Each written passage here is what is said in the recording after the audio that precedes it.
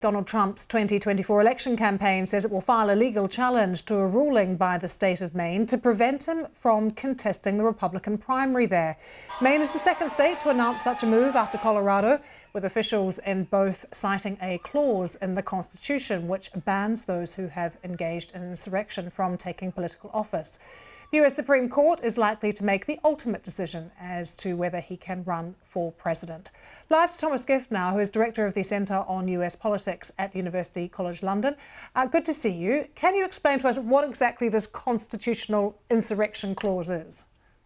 Well, it's great to be with you, Lucy, as always. Essentially, Section 3 says that individuals who have engaged in insurrection or rebellion are ineligible for running for president. And essentially, defenders of Donald Trump are going to say that this ruling by the Maine Secretary of State is unconstitutional for a few reasons.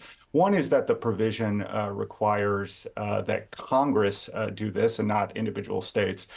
Second, that the insurrectionist clause applies explicitly to officers of the United States and that the president arguably doesn't qualify under that criteria. And then third, the Constitution already sets out provisions for executive impeachment under Article 2, Section 4. So the claim is that the 14th Amendment was never designed to substitute for that accountability mechanism. Thomas, there's obviously some urgency now with it appearing before the Supreme Court. We could see other states following suit as well. How does that work in terms of the timing? Well, practically, the Supreme Court has no choice. It has to take up this case because the worst possible outcome would be to have a scattershot process where Trump is ordered off the ballot in some states, allowed to stay on it in others, and all this confusion occurs against the backdrop of the primaries. If it's not ruled on, it could also create a layer of other complications.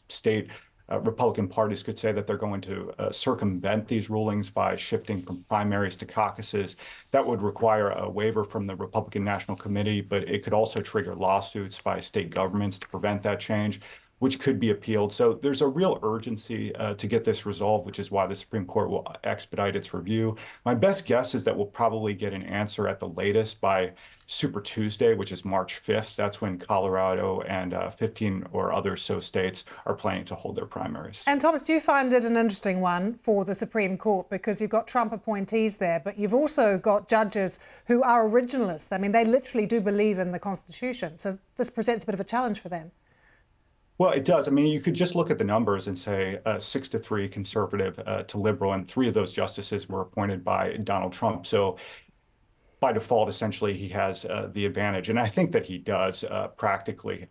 You can get into these textualist arguments about what the Constitution says, what it means.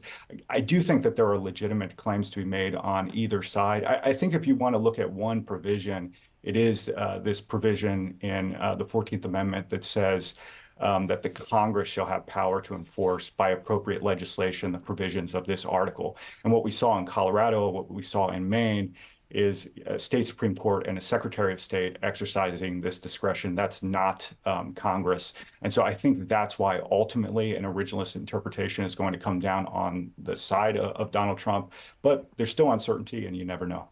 It's always good to see you, Thomas. Thanks so much. You can find much more on the US presidential election in a special section of our website. It's called A Really Simple Guide, and you'll find everything you need to understand how the process works, from getting chosen as a candidate to the debates and what it takes to win. So do log on and take a look.